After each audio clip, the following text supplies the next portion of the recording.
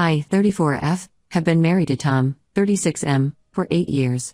We met in college during our final year. I was studying marketing, and he was in engineering. We hit it off at a mutual friends party and started dating soon after. After graduation, we both landed jobs in the same city and moved in together. 2 years later, Tom proposed during a weekend getaway to the mountains. It was romantic and perfect.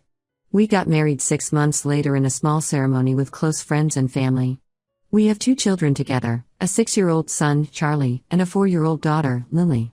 Charlie is energetic and loves sports, while Lily is more artistic and enjoys drawing.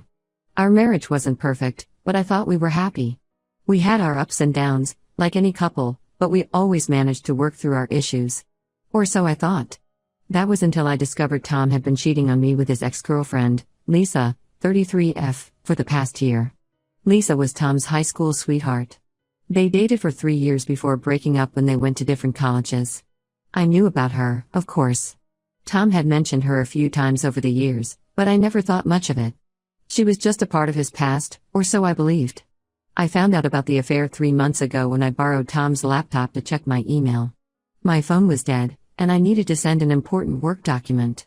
Tom was in the shower, so I quickly logged into my email account. As I was attaching the file, I noticed several unread messages in Tom's email inbox. One subject line caught my eye: "Missing you already." The sender was Lisa. I know I shouldn't have, but I clicked on the email. What I read made my blood run cold.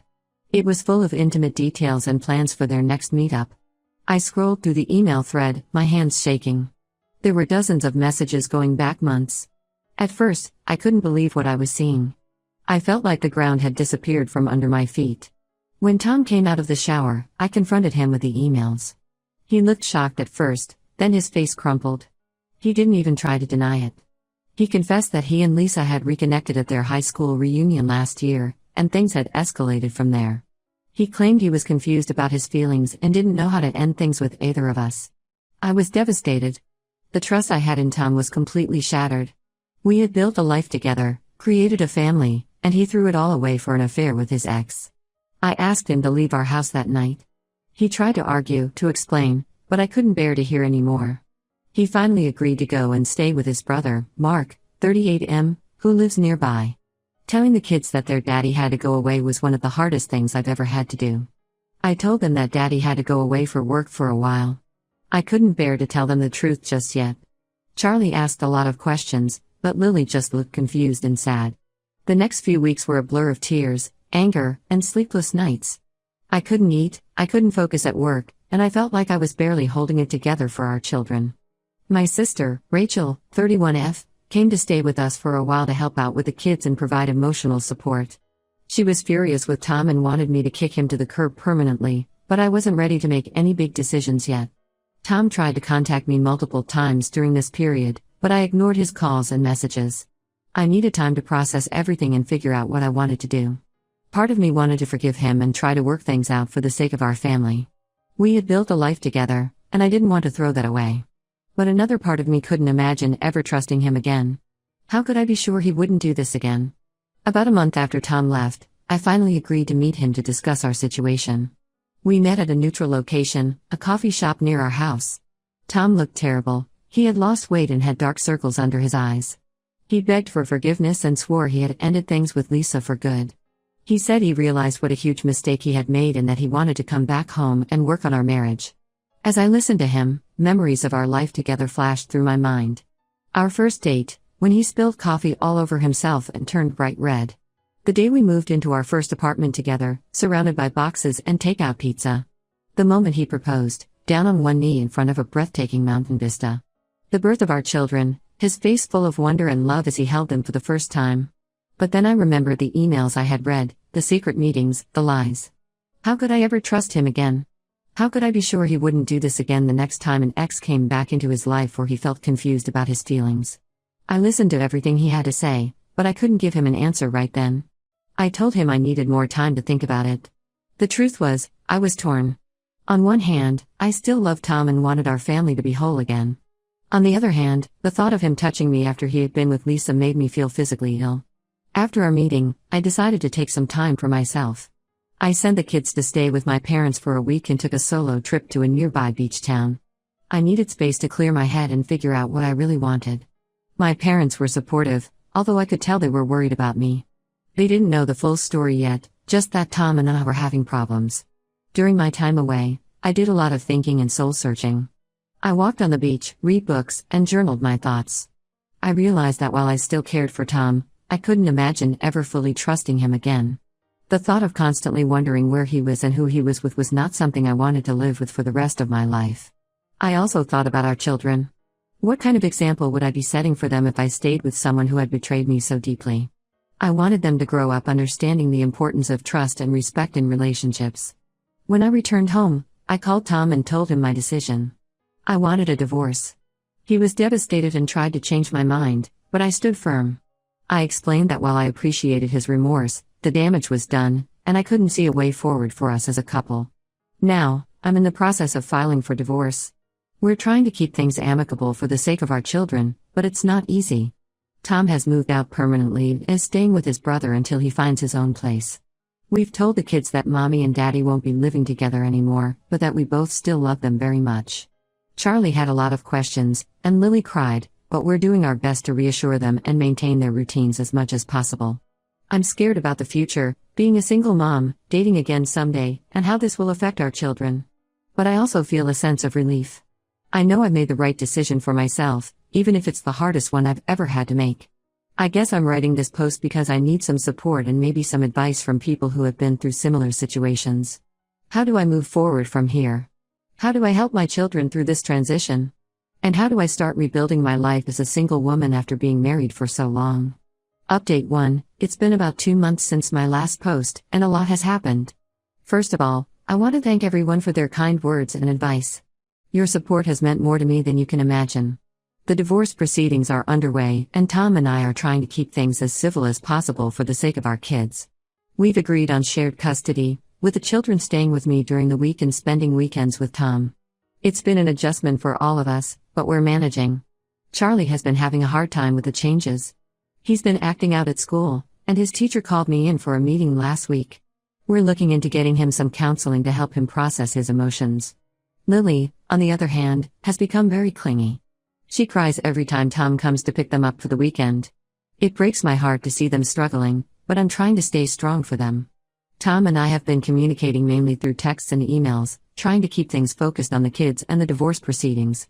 It's been difficult, especially when we have to see each other during kid drop-offs and pickups.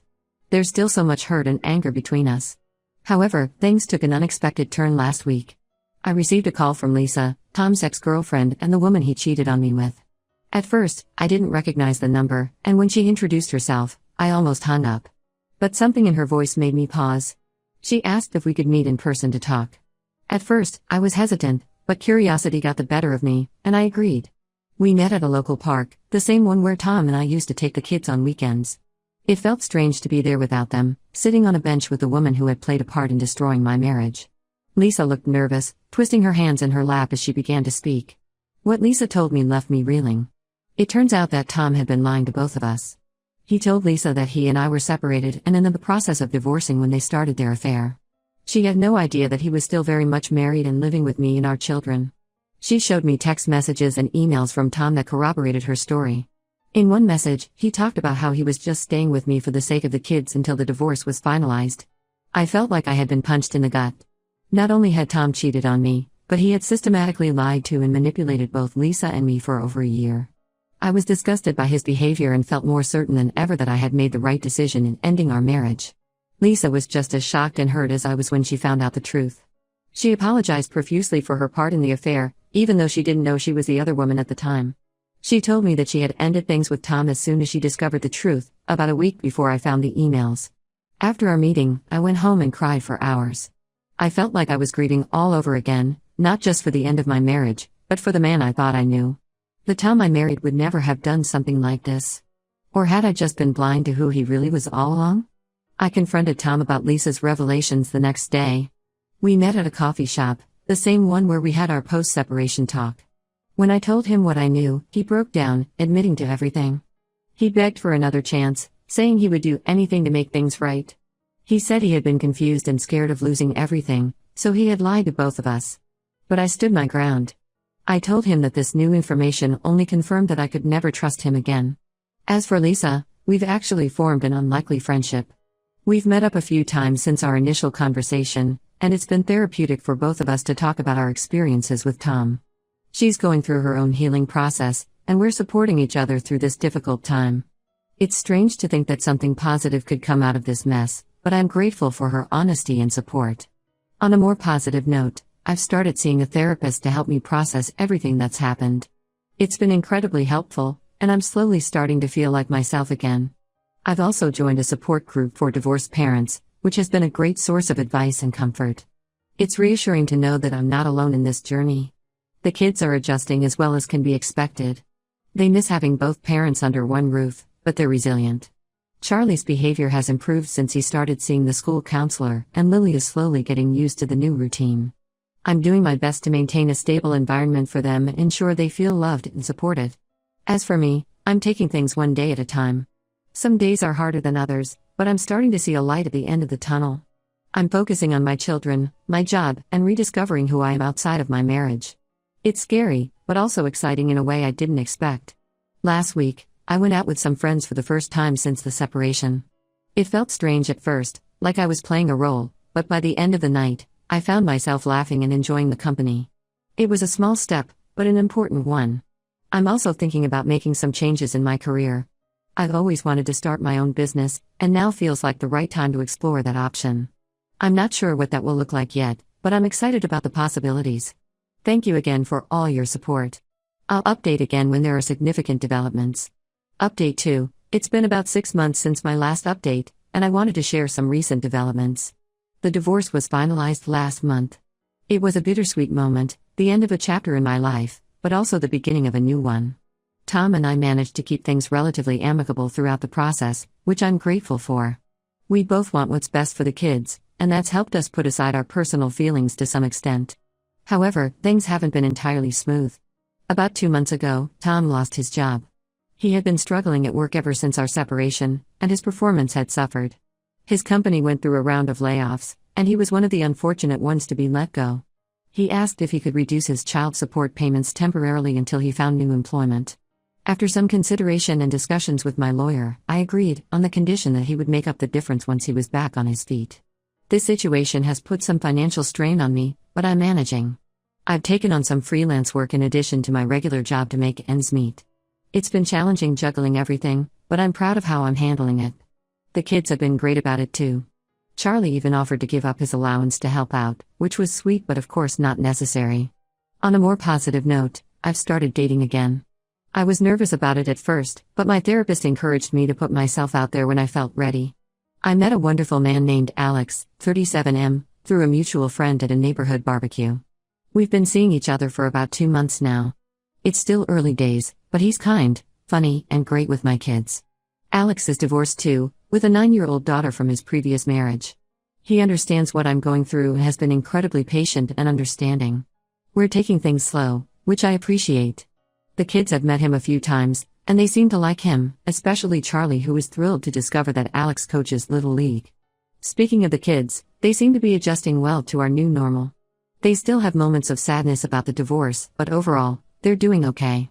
Charlie has been seeing the school counselor, which has been helpful for him to process his feelings.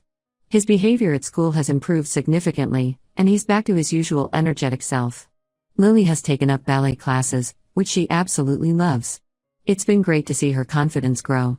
Tom has been consistent with his visitation schedule, which I appreciate. He's been making an effort to be more involved in the kids' lives, attending Charlie's baseball games and Lily's dance recitals. Last week, however, he asked if we could revise the custody arrangement. He wants to have the kids for a full week every other week instead of just weekends. He says he misses them and wants more time with them. I'm conflicted about this request. On one hand, I know it would be good for the kids to spend more time with their father. On the other hand, I worry about the disruption to their routine, especially during the school week. I've told Tom I need some time to think about it and discuss it with the kids. As for me, I'm continuing with therapy and finding it incredibly helpful. I've also started taking a yoga class, which has been great for managing stress. Slowly but surely, I'm rebuilding my life and rediscovering who I am as an individual, not just as a wife and mother. I've also been making progress with my business idea. I've been doing some market research and working on a business plan. It's exciting to think about the possibilities, even if it's also a bit scary. I'm grateful for the support of my family and friends, who have been encouraging me every step of the way. There are still tough days, of course. Days when I'm overwhelmed by single parenthood, or when a memory of my life with Tom catches me off guard and leaves me feeling sad. But these moments are becoming less frequent, and I'm getting better at handling them when they do come. I'm cautiously optimistic about the future. It may not be the future I had once imagined for myself, but I'm learning that doesn't mean it can't be a good one. I'm proud of how far I've come and excited about what lies ahead. Thank you all for your continued support. I'll update again if there are any significant changes. Update 3. It's been almost a year since my original post, and I wanted to give you all a final update on my situation. The biggest news is that Tom has moved out of state for a new job opportunity. He struggled to find work locally after losing his previous job, and this was too good an offer to pass up. It's in a city about 4 hours away by car. When he first told me about it, I had mixed feelings. On one hand, I was glad he found a job that could help him get back on his feet financially. On the other hand, I worried about how this would affect the kids. This move has, of course, impacted our custody arrangement. We've had to completely revise it. Now, Tom has the kids for longer periods during school breaks and holidays, but sees them less frequently during the school year. It's been an adjustment for everyone, especially the children. Charlie was upset at first, worried that he wouldn't see his dad as much. Lily had a harder time understanding why Daddy was moving so far away. I did agree to Tom's request for more time with the kids before he moved. We tried the week-on, week-off schedule for a couple of months. It was challenging, especially with school and extracurricular activities, but it allowed Tom to spend more quality time with the kids before his big move. Now that he's further away, we've had to be creative with video calls and online gaming sessions to keep him connected with the children between visits. On a personal note, my relationship with Alex has grown stronger. He's been an incredible support through all of this, and the kids adore him. We're talking about moving in together in the near future, but we're taking things slow for the sake of the children. Alex's daughter, Mia, has become good friends with Charlie and Lily, which has been wonderful to see. I've also made some positive changes in my career. The freelance work I took on to make ends meet has turned into a promising business opportunity. I'm in the process of starting my own small marketing consulting firm. It's scary and exciting all at once, but I'm proud of myself for taking this leap. I've already secured a few clients and things are looking promising. The kids are doing well, all things considered. They miss seeing their dad as often, but they're adjusting. We've started a new tradition of Sunday night family video calls with Tom, which helps them feel connected. Charlie has made great progress with the school counselor and is back to his usual cheerful self. He's even been named captain of his little league team, which has been a huge confidence boost. Lily has taken up ballet and absolutely loves it. She had her first recital last month, and seeing her up on that stage, beaming with pride, was one of the happiest moments I've had in a long time. As for me, I feel like I finally turned a corner. The pain of Tom's betrayal is still there, but it no longer defines me. I've rediscovered my strength and independence, and I'm excited about what the future holds. I've even started volunteering at a local women's shelter, helping other women who are going through difficult times. It's been incredibly rewarding and has helped put my own struggles into perspective. Looking back on this journey, I'm amazed at how far I've come. A year ago, I was heartbroken and scared about the future. Now, I'm standing on my own 2 feet, building a new life for myself and my children. It hasn't been easy, and there have been plenty of tears and sleepless nights along the way, but I'm proud of how I've handled everything. To anyone going through a similar situation, I want to say, it gets better. It's not easy, and there will be tough days, but you're stronger than you know. Take it one day at a time, lean on your support system, and don't be afraid to put yourself first sometimes. You deserve happiness and respect. Thank you all for your support throughout this journey. Your kind words and advice have been a source of strength for me. While this will be my last update, I'll always be grateful for the community I found here during one of the toughest periods of my life.